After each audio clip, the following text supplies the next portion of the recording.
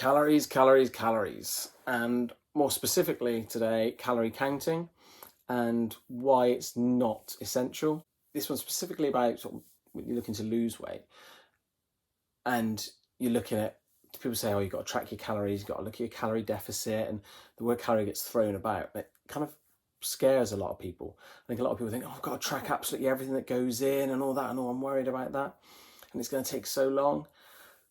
Being completely honest, tracking your calories, making sure you know everything that's going in is the best way to go about it if you're looking to create that sort of calorie deficit, but it's not essential. I definitely wouldn't recommend it to anyone who's got a history of eating disorders as well. So avoid calorie counting if you've got that in your past. But it is the best way if you're trying to lose weight. But you don't have to know exactly everything that's going in, but you just have to be aware of what you're eating. So you don't have to count calories, but calories still do count. So you've got to make sure you know what your body is doing with the food that's going in. Calories are kind of just a unit of energy that goes into your body. So when you take it in, it gets converted into energy, and it either gets used if you need it, or if you're taking in too much, it gets stored. And that's where we start adding weight. If we're regularly eating or we're regularly taking in too much energy, then it's going to get stored. So if you're looking to lose weight, you've got to make sure that the energy you're taking in is slightly less than your body needs. Not massively less, just slightly less, so that then you start using the stored energy in your body and you start reducing the amount of fat you've got in your body, you start reducing your weight. You can do that without counting calories, okay?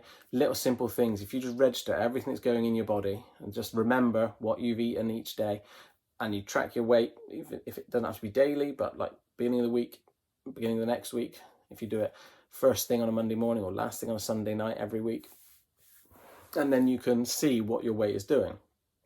If your weight's going up, you know that you're taking in too much energy, you're consuming too much, you're eating too much.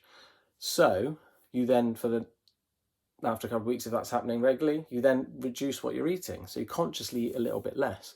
And that doesn't have to be cutting out, everyone goes to cut out all the bad food and that kind of thing. But it's just when you serve up your meal on a plate, serve up your normal portion size, and then maybe just take a spoonful off and put it in a leftovers tub. So then you've got some leftovers for lunch the next day, something a lot nicer than sandwiches to have at work, but then all of a sudden your portion size is less.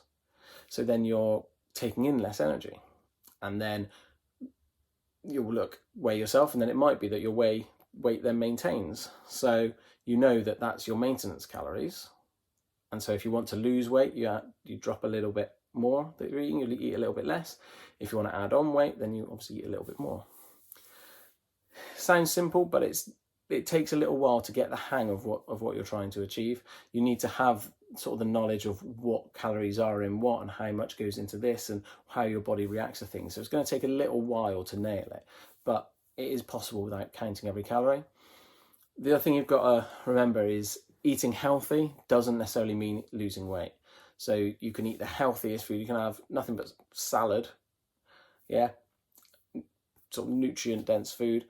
But if you're still eating 4,000 calories a day worth of that nutrient-dense food, you're still going to be putting on weight. So obviously, if you're eating calorie-dense food, or how I like to call it, delicious, then you're not going to be able to eat as much before you hit your sort of maintenance calories and go over your calories. Whereas if you're eating more nutrient-dense food, then you've got that ability to eat a little bit more food because there's less calories within it. Does that make sense? So you just got to look at sort of balancing that. Don't go restricting everything, cutting everything out that you think, oh, that's bad, because all you want to do then is stuff it all in your face. And so after a couple of weeks of avoiding it, it'll be in the house, think, I'll just treat myself a little bit and it'll all go in. So it's just being aware that if you're looking to lose weight, tracking calories is the best way to do it, but it's not essential. You can do it without that, but it does just take a little bit of processing, a little bit of a learning curve to find what happens to your body as you eat what you're eating and how much you're eating, how your body's reacting to it. The basics of it, if you're putting on weight, then you're eating too much. That's unfortunately the way it is.